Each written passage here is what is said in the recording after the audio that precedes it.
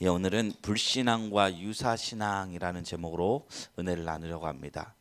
오늘은 말씀이 이제 선포되는 그 율법이 선포되는 장면과 1, 2계명을 담고 있는 상황입니다.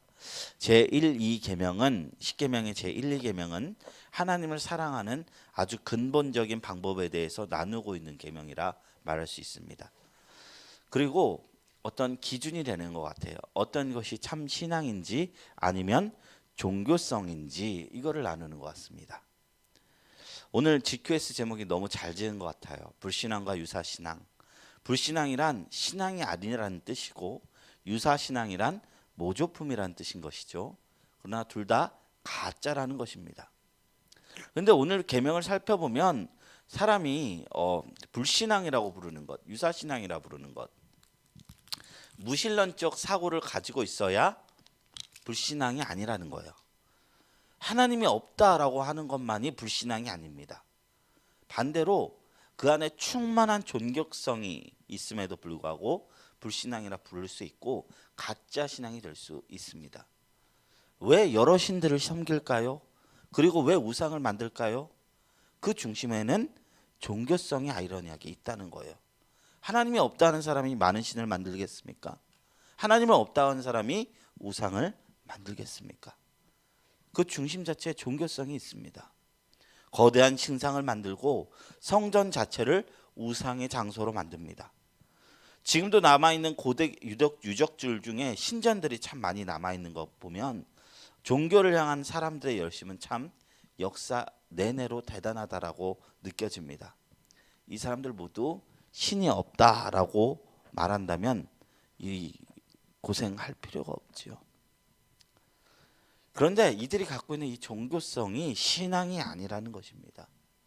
여러 신을 섬기는 것은 불신앙이고요. 형상을 만드는 것은 유사신앙이라는 것입니다. 신앙이라는 것은 무엇이냐? 위대한 정신입니다. 기독교식으로 말씀한다면 신앙이란 곧 말씀입니다. 그 말씀이 육신이 되게 하는 것이 신앙이라고 볼 수 있습니다. 어떻게 하는 것이 말씀이 육신이 되게 하는 것이냐? 이 기록된 말씀을 살아있는 말씀처럼 여기고 내 삶에서 새기고 써가는 것, 이것이 신앙이라는 거예요. 그래서 고린도전서 3장 16절에 너희는 하나님의 성전이다. 우리가 하나님의 성전이라고 이야기하는 것입니다. 기독교의 성전은 건물에 있는 것이 아니라 우리 자체에 있는 것이죠. 그래서 참 기독교 신앙은 신적 위엄을 나타내려 하는 어떤 형상도 거룩하다 이야기하지 않습니다. 출애굽기 20장 25절에 보면요, 제단을 쌓게 될 때, 제단이라는 것은 예배를 드리기 위한 어떤 성소를 간이로 만드는 거죠. 그때 다듬은 돌로 쌓지 말라고 해요. 자연석으로만 쌓으라고 했어요. 왜냐? 정으로 그것을 쪼개면 바로 부정하게 된다고 했어요. 왜 그렇습니까? 예배할 때 건축물로 하나님 앞에 예배드리려 하지 말라는 거예요.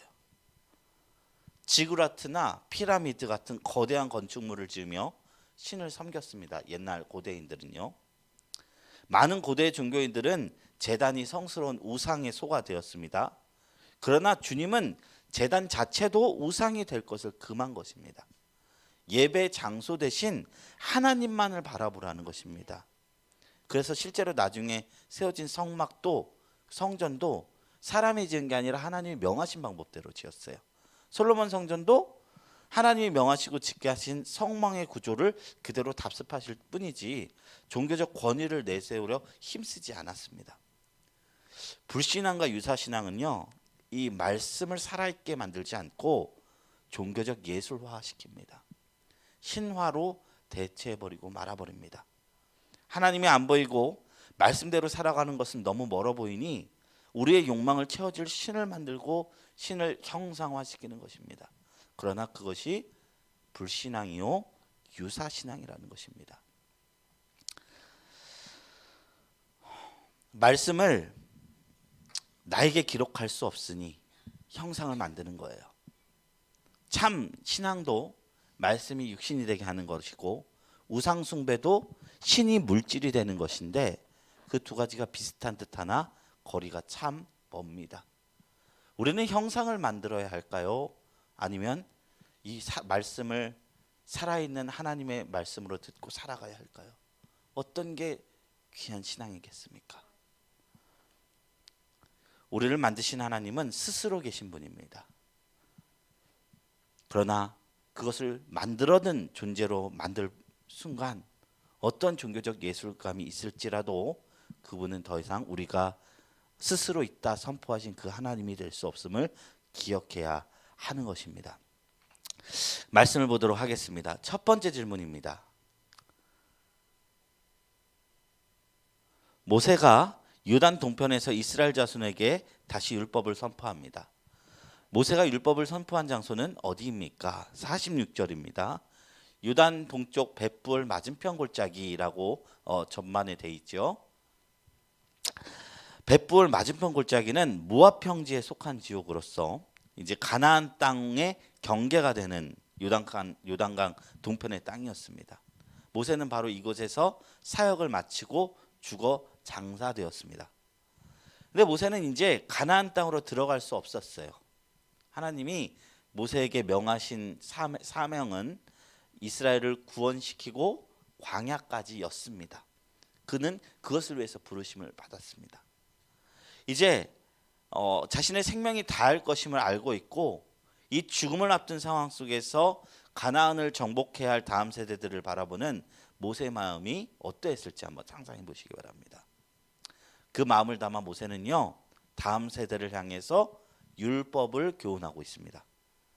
왜냐하면요, 하나님의 말씀이야말로 다음 세대에게 전해줄 최고의 유산이기 때문입니다. 지금 이집트의 피라미드 보세요.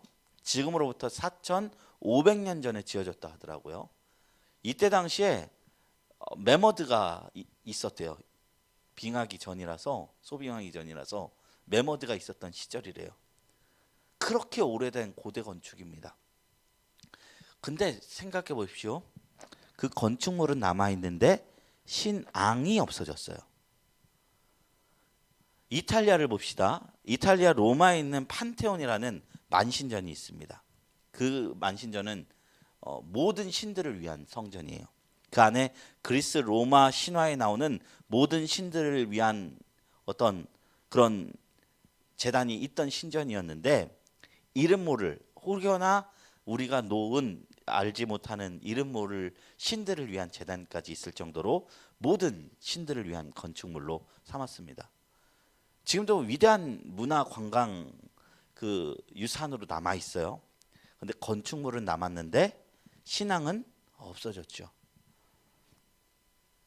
비단 이게 과거 고대의 일일까요?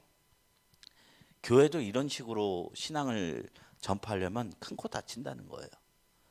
벨기에에 마틴 스파라테스 호프라는 호텔이 있습니다. 이 호텔은 한때 사람들이 가득했던 예배당이었습니다. 천장이 아주 높고 그 뒤에 창문에 모자이크 방식으로 창문을 달았어요.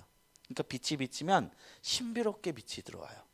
그리고 예수님께서 양손을 이렇게 쫙 펼쳐서 십자가에 달려있는 성화가 모자이크로 쫙 비춰져요. 창문이 아주 굴절적으로 예술적으로 지어졌고 모든 건물 곳곳마다 기독교적 예술 양식들이 가득합니다. 그런데 이곳이 그 높은 천장 아래 십자가 달린 예수님이 달린 그 빛 아래 옆에 암벽 타기 시설로 개조가 되었고요. 사람들이 무릎 꿇고 기도했던 기도처가 지금 침대가 넣어진 객실이 되었습니다. 호텔이 되었다는 것입니다.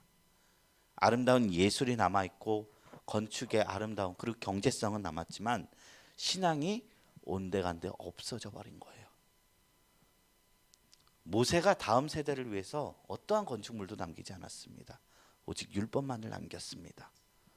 우리가 다음 세대를 위해 남겨야 할 것이 건물입니까? 아니면 하나님의 말씀입니까? 우리는 이것을 똑바로 알아야 합니다. 정책, 부동산 이런 것이 남아있을 것 같은데 결국 말씀이 서야만 교회가 흔들리지 않은 줄로 믿습니다. 우리가 벨기에의 그 건물처럼, 그 텅텅 빈 건물처럼, 호텔이 된 건물처럼 되는 것이 아니라 신앙을 계속해서 불러일으키는 위대한 교회 공동체가 되기를 소망해 봅니다. 두 번째 질문입니다. 우리 하나님께서 이스라엘이 하나님에게 율법을 받은 곳은 어디입니까? 2절 말씀이에요. 우리 하나님께 여호와께서 호렙산에서 우리와 언약을 세우셨나니, 호렙산에서 율법을 받았다고 해요. 호렙산은 원래 모세가 하나님으로부터 부름을 받은 곳이에요. 그러니까 지금 모세는 부름 받은 곳에서 출발해서 애굽 들어와서 한 바퀴 쫙 돌고 다시 이제 호렙산에 가서 말씀을 받은 거예요. 출애굽한 이스라엘은 430년간 애굽의 종살이를 하면서 애굽의 문화와 문물에 깊이 젖어 있는 상태였습니다. 애굽의 문화의 힘은 대단합니다. 지금도 영향력을 끼칠 정도로 대단합니다. 근데 이제 하나님의 뜻을 따라 나라를 세워야 할 백성들에게 이 땅보다 더 중요한 것이 있었습니다. 애굽의 그 문화와 애굽에서 긍정했던 모든 그 법도들의 때를 벗고 하나님 나라의 법도로 무장하는 일이었습니다. 그래서 하나님은 이스라엘 백성을 호렙산 아래서 1년 이상 머물게 하시고 율법으로 훈련하셨습니다. 그런데 그들이 마저 덜 벗겨졌기 때문에 40년의 세월을 방랑하게 된 것이죠. 짙은 기름때를 비누로 씻어내듯 하나님의 백성은 결국 하나님의 말씀으로 채워져야지 우리가 세상에서 말하는 그 원리들을 씻어낼 수 있습니다. 세상의 소리, 세상의 원리 얼마나 커 보입니까? 저도 가끔 깊게 하나님 말씀 묵상하다 에이 뭐 정직하게 살면 뭐해, 못되게 살아야 좀 잘 들지, 그럼 혹해요. 100번 묵상해도 그 한 번의 소리에 혹할 수가 있다는 거예요. 그러니까 우리가 얼마나 하나님 말씀 속에 더 깊이 묵상해야지 이것에서 이길 수 있을까요? 이스라엘 백성들은 호렙산에서 하나님의 말씀을 듣고 있습니다. 세 번째 질문입니다. 하나님은 누구와 율법으로 언약을 세우셨습니까? 3절 말씀입니다. 이 언약은 여호와께서 우리 조상들과 세우신 것이 아니요 오늘 여기 살아있는 우리 곧 우리와 세우신 것이라. 모세 앞에 서 있는 이스라엘 백성, 즉 옛 것이 아니라는 거예요. 오늘날 우리의 것이라는 것이에요. 오늘 말씀을 통해서 우리가 알 수 있는 교훈은 하나님께서는 어제도 오늘도 동일하시게 살아있는 지금 하나님의 백성들에게 말씀하시는 분이라는 것입니다. 옛 계명은 지금의 계명과 차이가 없어요. 모세가 다시 선포한 10계명의 말씀이 출애굽기 이전 세대 말씀하고 거의 변하지 않고 그대로예요. 그러나 이 말씀은 세대를 넘어서 살아있는 세대들의 말씀인 것입니다. 이 말씀을 들은 이스라엘 백성들도 우리에게 있어서는 이전 인물들이지만 이 말씀은 지금 우리를 향하는 말씀이라는 것입니다. 하나님은 늘 살아있는 현세들을 통해서 말씀하시는 분입니다. 우리 예전에 영화의 제목에 네버엔딩 스토리라는 영화 제목을 들은 바가 있죠. 이것이 끝나지 않는 이야기라는 뜻이에요. 원래라면 끝나야 하는데 끝나지 않는다는 이야기예요. 아담과 하와에게 네가 그 금지된 열매를 먹으면 정령 죽으리라 말씀하셨던 하나님은 이야기를 끝내지 않으셨습니다. 가죽옷을 입히셨습니다. 이제 이 악한 세상, 죄가 가득한 세상 멸망시키겠다고 말씀하셨던 하나님은 끝내지 않으셨어요. 이야기를 끝내지 않으시고 노아와 후손들을 세워서 새로운 이야기를 채워가셨습니다. 이제 하나님을 대적하고 교만해진 바벨탑 사건으로서 모두 다 흩어버리고 하나님 이제 관심 놓으면 그만이신데 아브라함을 택하셔서 하나님의 이야기를 씁니다. 오늘 말씀에도 그렇습니다. 하나님의 구원은 이전 세대의 실패한 이야기로 마무리되지 않습니다. 다시 그 땅을 정복할 세대들에게 말씀하고 있는 것입니다.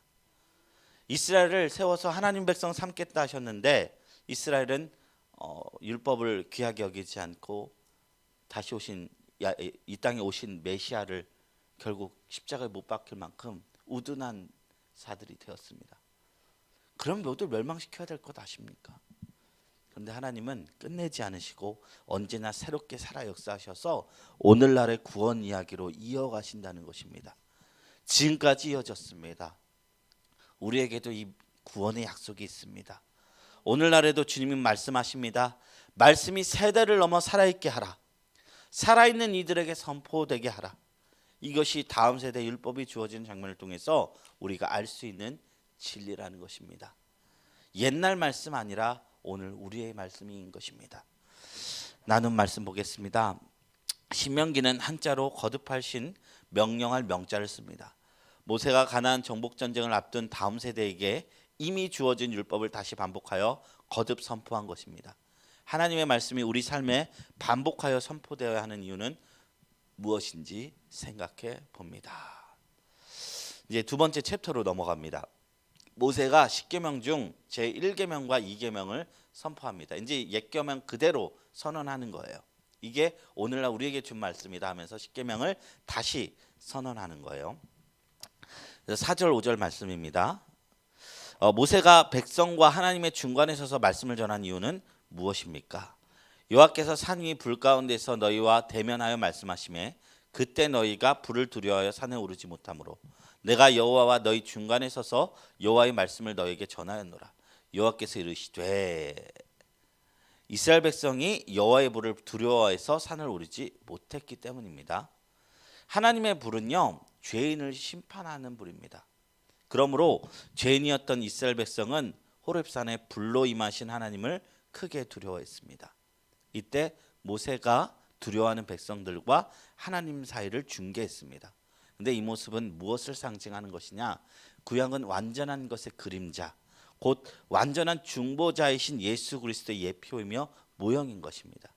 예수님이 지금 죄인인 우리, 하나님 앞에 두려워 떨 수밖에 없는 우리에게 모세와 같은 사역을 하는 겁니다. 아니 모세보다 더 큰 이가 여기 있나니 라고 말하면서 우리의 정말로 부족하고 망할 수밖에 없고 이제 죄인으로 인해서 지옥 신세밖에 갈 수밖에 없는 우리들을 위해서 십자가 지시고 중재하셨다는 것입니다. 이것을 우리가 오늘 말씀을 통해서 또한 기억할 수 있는 것입니다. 이제 10계명 중 제1계명은 무엇입니까? 우리 다 알죠? 우리 한 목소리 읽어볼까요? 나 외에는 다른 신들을 내게 두지 말지니라. 이 말씀은요 원어적으로 내 얼굴 앞에 다른 신을 두지 말라는 의미로 사용됩니다. 즉 하나님을 제1로 두고 그 사이에 무엇도 두지 말라는 것입니다. 가장 큰 의미는 그 어떤 것도 하나님보다 더 사랑할 수 없다는 것입니다. 유일하다는 것입니다. 하나님과 나 사이에는 신뿐 아니라 어떤 정신적인 가치관도 재물도 심지어 가족도 틈탈 수 없습니다. 이번에 이제 또 가족 모임 했었을 때 이제 나는 뭐 예은이가 제일 좋아 이러면서 아내 얘기를 했었는데 강진이 제 동생이 그 얘기를 했죠. 나는 다영이 재수 씨 이름입니다. 다영이가 두 번째로 좋아. 제일 첫 번째는 하나님이야. 하나님이 열려고 해 이러는데 제가 그때 마음속으로 뜨끔했어요. 야 이게 하나님의 나라는 어느 날 돌아보면은 서 있는 나무라고 했잖아요. 밤낮 자라는지 모르는데 시간 지나서 보면 어느새 이삭의 충실한 곡식이 되어 있다고. 야 얘가 이런 고백을 진짜인지 아닌지 모르지만 진짜겠죠. 어쨌든 한다는 거 아니에요. 이 공적인 자리에서. 참 귀한 거 물려줬구나. 우리 가정이 그래도 하나님께서 귀한 게 이어졌구나라는 생각을 했었습니다. 신명기 6장 4절 5절의 성경은 우리에게 말합니다. 이스라엘아 들으라. 우리 하나님 여호와는 오직 유일한 여호와시니 너는 마음을 다하고 뜻을 다하고 힘을 다하여 내 하나님 여호와를 사랑하라. 이 말씀이 사실 제1계명이 말하고자 하는 주석 말씀인 거예요. 하나님만, 나 외엔 다른 신을 두지 말라. 하나님만 사랑하라는 뜻인 겁니다.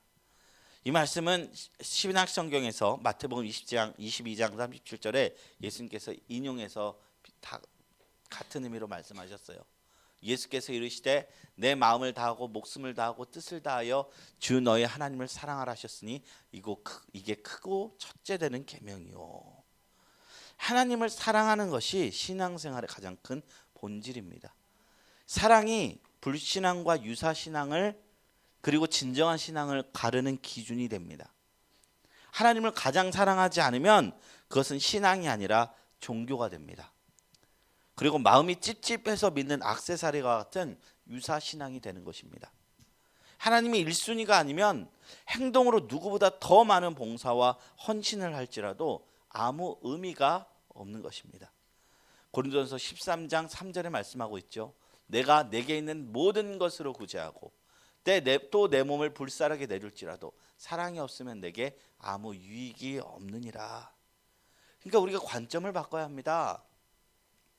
무엇을 하고 안 하고가 중요한 것이 아니라 내 신앙이 참 신앙이냐 아니냐 가르는 기준은 사랑이라는 것입니다. 나에게 하나님을 사랑하는 불타는 마음이 있는가? 1순위인가? 사랑이 있으면 우린 신앙인이고요. 사랑이 없으면 종교성이 뛰어난 자가 되는 것입니다. 이 1계명이 우리의 신앙을 비추는 거울이 되는 것입니다. 마태복음 10장 37절에 예수님께서 말씀하십니다.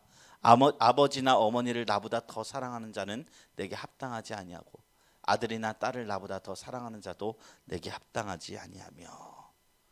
이 말씀이 굉장히 어려운 말씀이지만 이 말씀을 우리 평생에 이룰 수 있는 저와 여러분들이 되시기를 주님의 이름으로 축원합니다. 우리나라의 교회가 성장할 수 있었던 원동력은 먼저 믿었던 분들이 이 말씀을 하나님의 말씀이라 믿고 진솔하게 나아갔기 때문이라고 생각합니다. 하나님을 사랑하는 것이 신앙의 본질인 것입니다. 다음 질문입니다. 10계명 중 제2계명은 무엇입니까? 우리 다 같이 한번 읽어볼까요? 자기를 위하여 우상을 만들거나 그것에게 절하며 섬기지 말라. 여기서 몇 가지 포인트가 있습니다. 자기를 위한다라는 말과 우상을 만든다는 말과 그것을 섬긴다는 말입니다.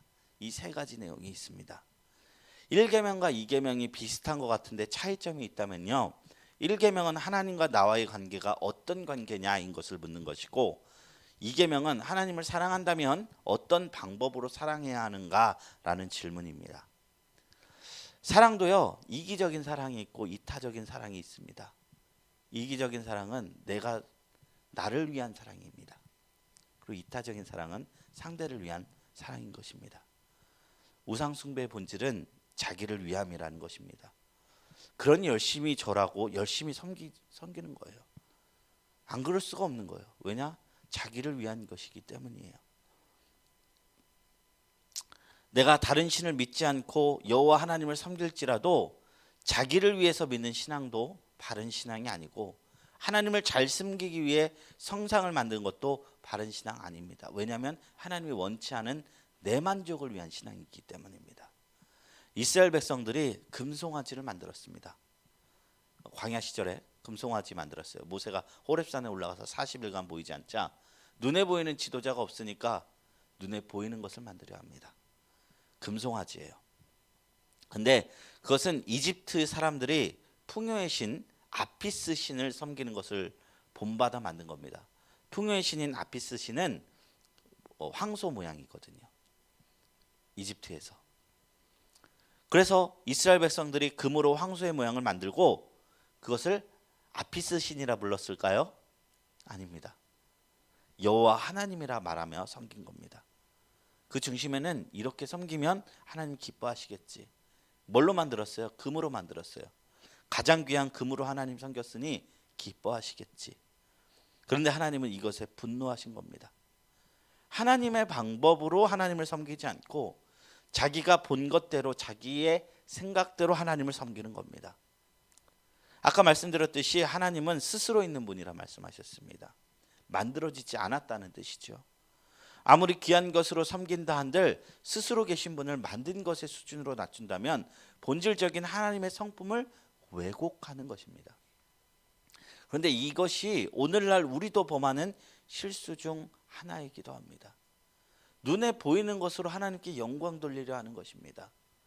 종교개혁이 일어났을 때 가톨릭이 지었던 죄가 뭐였느냐? 성 베드로 성당을 짓기 위해서 그것을 짓기 위해서 복음의 가장 본질적인 메시지를 왜곡했어요. 구원은 은혜는 그냥 거저 없이 하나님께서 주시는 선물인데 그것이 아니라 헌금을 내야만, 이 성전을 짓는 데 동참해야만, 그래야만 면죄부가 주어지고 너에게 구원이 임한다, 이렇게 가르치는 거예요. 지금도 하나님 잘 믿는 방법이라고 하면서 헌금 강조하고 봉사 강조하고, 그거 다 우상 숭배적 신앙입니다. 물론 그런 거 다 필요합니다. 그런데 우리가 하나님을 섬길 때 하나님을 사랑하고 이웃을 사랑하는 그 정신이 먼저가 되고, 그 정신 아래 헌물을 하던 봉사가 하던, 그냥 내가 뭐 받을 거 바라지 않고 해야지 그게 귀한 건데, 그 사랑을 주고 주님께서 말씀하신 계명을 헤아리며 섬김을 하던 헌물을 하던 연보를 하던 해야 되는데, 내가 임의로 그려낸 하나님을 믿고 내 욕망의 거울로 삼고, 내가 헌물을 하면 하나님이 복을 주시겠지, 내가 섬기면 교회를 섬기면 하나님께서 복을 주시겠지, 이것이 섬김의 목적이 되면 아무리 열심히 정성을 다하고 아무리 열심히 뜻을 다해도 눈에 보이는 것으로 눈에 안 보이는 것을 대신하게 되는 이 계명을 어기게 되는 것입니다. 사랑은요, 상대의 유익을 구하는 겁니다. 나를 위하는 것이 아니라 주님의 뜻대로 사랑하는 성도가 되기를 축원합니다. 말씀대로 하나님을 사랑하는 자가 복됩니다. 예전에 제가 이 세강교에 있었을 때 나눴던 그 예화였는데 사람들이 이해를 잘 해주셨어요. 제가 지금도 신혼이지만 신혼 1, 2년 차 때 아내가 얼마나 보고 싶었겠습니까? 너무 보고 싶어서 출근하면 점심시간 때마다 집에 갔습니다. 왜냐하면 보고 싶어서요. 그러면 아내가 처음엔 되게 좋아하다가 어느 순간부터 참 싫어하더라고요. 밥을 차려줘야 되고 이런 거니까. 왜냐? 나는 내가 좋아서 아내를 보러 간 거예요. 그런데 아내는 그걸 통해서 일이 생기니까 썩 달갑지 않은 거예요. 싫지는 않았겠지만 썩 달갑지는 않았던 거예요. 그러니까 사랑은, 진짜 사랑은 상대가 사랑으로 느낄 수 있는 언어로 말하는 것인데, 하나님이 성경에서 그런 말도 참 많이 했어요. 내가 천천의 소나 만만의 양을 받는다 한들 내가 기뻐하겠느냐? 나는 오직 공의를 행하고 정의를 행하고 너희 의를 강같이 흐르게 하는 것, 너희 정의를 마르지 않는 강같이 하게 하는 것, 그것이 훨씬 나에게 있어서 좋다. 선지서에서 그런 말씀 많이 하시고, 하나님의 말씀을 따라서 나를 사랑하고 이웃을 사랑하면서 사랑의 공동체를 만드는 것을 하나님께서 더 기뻐하시는데, 그 외로 막 의리의리한 건물을 짓고 그런 방식으로 사랑한다면 하나님은 기뻐하지 않는다는 것이죠. 나를 위한 하나님이 아니라 주님의 뜻에 드려지게 되는 우리가 되기를 원합니다. 말씀대로 하나님을 사랑하게 되기를 주님의 이름으로 축원합니다. 나눔 2, 3번 나누고 오늘 말씀을 마치려고 합니다. 나눔 2번입니다. 제1계명은 하나님 외에 다른 신을 섬기는 불신앙에 대한 경고입니다. 만일 우리가 하나님보다 더 중요하게 생각하거나 의지하는 대상이 있다면 그것은 나에게 다른 신이 됩니다. 어떠한 상황에서 어떤 대상이 우리에게 다른 신이 되기 쉬운지 이야기해 봅시다. 나눔 3번입니다. 제2계명은 하나님을 우상처럼 섬기려는 태도, 즉 하나님을 내 탐욕의 수단으로 이용하려는 유사신앙에 대한 경고가 포함되어 있습니다. 오늘날 우리가 빠지기 쉬운 유사신앙은 무엇입니까? 이러한 유사신앙을 피하려면 어떤 노력을 해야 하는지 나눠봅시다. 오늘 말씀을 마쳤습니다. 이제 말씀을 생각하시면서 우리 잠시 기도했으면 좋겠습니다. 우리 시간 기도할 텐데요.